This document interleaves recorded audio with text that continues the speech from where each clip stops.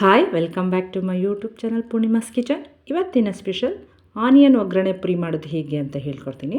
ಅದಕ್ಕೆ ಬೇಕಾಗಿರುವಂಥ ಪದಾರ್ಥ 1 ಬೌಲಷ್ಟು ಕಡಲೆ ಪುರಿನ ತಗೊಂಡು ಕ್ಲೀನ್ ಮಾಡಿ ಇಟ್ಕೊಂಡಿದ್ದೀನಿ. ಪಫ್ಡ್ ರೈಸ್ ಅಂತ ಹೇಳ್ತೀವಲ್ಲ ಇಂಗ್ಲೀಷಲ್ಲಿ, ಅದು ಕ್ಲೀನ್ ಮಾಡಿ ಒಂದು ಸೈಡ್ ಇಟ್ಕೊಳ್ಳೋಣ. ನಂತರ 1 ಬೌಲಷ್ಟು ಎಣ್ಣೆ, 1 ಚಮಚದಷ್ಟು ಗರಂ ಮಸಾಲ, ಅಚ್ಕಾರದ ಪುಡಿ ಮತ್ತು ಅರಿಶಿನ ಪುಡಿ, ಕಡಲೆ ಬೀಜ, ಸಕ್ಕರೆ ಪುಡಿ, 1 ಈರುಳ್ಳಿ, 2 ಬೆಳ್ಳುಳ್ಳಿ, ಕರಿಬೇವು ಸೊಪ್ಪು, ಉಪ್ಪು ಮತ್ತು ಇಂಗನ್ನು ತಗೊಳ್ಳೋಣ ಒಗ್ಗರಣೆಗೆ.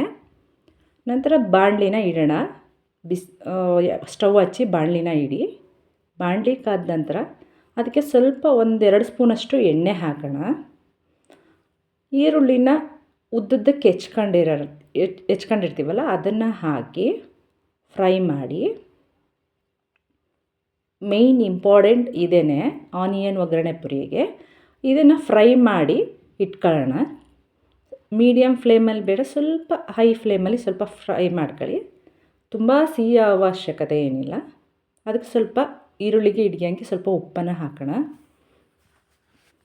ನೋಡಿ, ಈ ಅದಕ್ಕೆ ಬಂದರೆ ಸಾಕು. ಇದನ್ನು ಒಂದು ಬೌಲ್ಗೆ ತೆಗೆದಿಟ್ಕೊಳ್ಳೋಣ. ನೋಡಿ, ಈ ಒಗ್ಗರಣೆ ಪುರಿಗೆ ಇದೇ ಮೇಯ್ನ್ ಇಂಪಾರ್ಟೆಂಟು.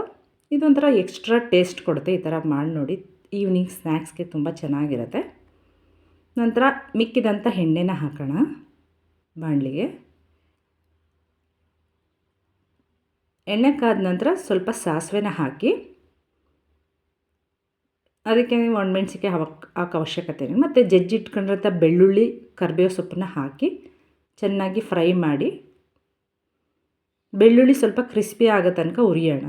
ಅದಕ್ಕೆ ಸ್ವಲ್ಪ ಇಂಗನ್ನು ಆ್ಯಡ್ ಮಾಡಿ. ನಂತರ ಕಡಲೆ ಬೀಜನ ಫ್ರೈ ಮಾಡ್ಕೊಳ್ಳೋಣ. ಇದಕ್ಕೆ ನೀವು ಬೇಕಾದ್ರೆ ಕೊಬ್ಬರಿನೂ ಕಟ್ ಮಾಡಿ ಹಾಕೋಬೋದು. ಕಡಲೆ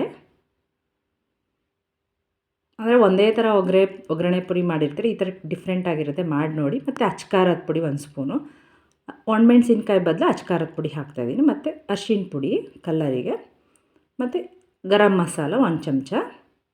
ಇಷ್ಟನ್ನು ಹಾಕಿ ಮೀಡಿಯಮ್ ಫ್ಲೇಮಲ್ಲೇ ಇದನ್ನು ಫ್ರೈ ಮಾಡ್ಕೊಳ್ಳಿ. ಆಮೇಲೆ ಪುರಿ ಯಾವಾಗಲೂ ಕ್ರಿಸ್ಪಿ ಆಗಿರಬೇಕು ಅಂದರೆ ನಾವು ಈ ಥರ ಸಕ್ಕರೆ ಪುಡಿನ ಹಾಕಬೇಕು. ಆಮೇಲೆ ಖಾರನೂ ಅಷ್ಟೇ ಮೀಡಿಯಮ್ ಆಗಿರಬೇಕು ಅಂದರೆ ಈ ಥರ ಸಕ್ಕರೆ ಪುಡಿ ಹಾಕಿದ್ರೆ ಟೇಸ್ಟು ಡಿಫ್ರೆಂಟ್ ಆಗಿರುತ್ತೆ. ಆಮೇಲೆ ಪುರಿನೂ ಅಷ್ಟೇ ಬೇಗ ಮೆತ್ತಗಾಗೋದಿಲ್ಲ. ಮತ್ತು ಉಪ್ಪು ಹಾಕಿ ಮಸಾಲೆಗೆ ಹಿಡಿಯೋಷ್ಟು ಉಪ್ಪು ಹಾಕಿದ್ರೆ ಸಾಕು. ಪುನಃ ನೀವು ನೋಡಿ ನಿಮಗೆ ಟೇಸ್ಟಿಗೆ ತಕ್ಕಾಗಿ ಎಷ್ಟೆಷ್ಟು ಬೇಕೋ ಅಷ್ಟನ್ನೇ ಹಾಕಬೇಕು.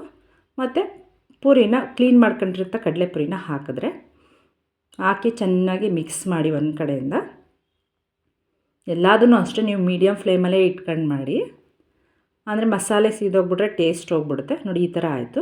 ನಂತರ ನಿಮ್ಗೆ ಇದಕ್ಕೆ ಉಪ್ಪು ಅವಶ್ಯಕತೆ ಇದ್ದರೆ ಹಾಕಿ, ಇಲ್ಲಾಂದರೆ ಬೇಡ. ನಿಮಗೆ ಟೇಸ್ಟ್ಗೆ ಎಷ್ಟು ಬೇಕೋ ಅಷ್ಟು ಉಪ್ಪು ಹಾಕೊಂಡ್ರೆ ಸಾಕು. ಮತ್ತು ಒಂದು ಕಡೆಯಿಂದ ಕೆಳಗಡೆಯಿಂದ ಕೈ ಆಡಿದ್ರೆ ಒಗ್ಗರಣೆ ಪುರಿ ರೆಡಿ ಆಯಿತು. ಅಂದರೆ ನೋಡಿ, ಇದಕ್ಕೆ ಒಣಮೆಣ್ಸಿನ್ಕಾಯಿ ಬೇಕಾಗಿಲ್ಲ, ಏನಿಲ್ಲ. ಇದೊಂಥರ ಡಿಫ್ರೆಂಟ್ ಆಗಿರುತ್ತೆ, ಟೇಸ್ಟು ಚೆನ್ನಾಗಿರುತ್ತೆ. ಮಾಡಿ ನೋಡಿ. ಇದು ಈವ್ನಿಂಗ್ ಸ್ನ್ಯಾಕ್ಸ್ಗಂತೂ ತುಂಬಾ ಚೆನ್ನಾಗಿರುತ್ತೆ. ಈಗ ಬಿಸಿ ಬಿಸಿಯಾದ ಒಗ್ಗರಣೆ ಪುರಿ ರೆಡಿ ಆಯಿತು. ಇದನ್ನು ಒಂದು ಬೌಲ್ಗೆ ಹಾಕಿ ಕೊಟ್ಟರೆ ಮಕ್ಕಳಿಗೆ ಟೀ ಕಾಫಿ ಜೊತೆಗೆ ತುಂಬ ಚೆನ್ನಾಗಿರುತ್ತೆ. ನೋಡಿ, ಇದ್ರ ಜೊತೆಗೆ ಆನಿಯನ್ನ ನಾವು ಫ್ರೈ ಮಾಡಿ ಇಟ್ಕೊಂಡಿರ್ತೀವಲ್ಲ, ಈ ಥರ ಮೇಲೆ ಉದುರಿಸ್ಕೊಡಿ. ಆನಿಯನ್ ಒಗ್ಗರಣೆ ಪುರಿ ರೆಡಿ ಆಯಿತು. ಯಾರಿಗೆಲ್ಲ ಈ ವಿಡಿಯೋ ಇಷ್ಟ ಆಯಿತು ಲೈಕ್ ಮಾಡಿ, ಶೇರ್ ಮಾಡಿ, ಕಮೆಂಟ್ ಮಾಡಿ. ಓಕೆ, ಬಾಯ್.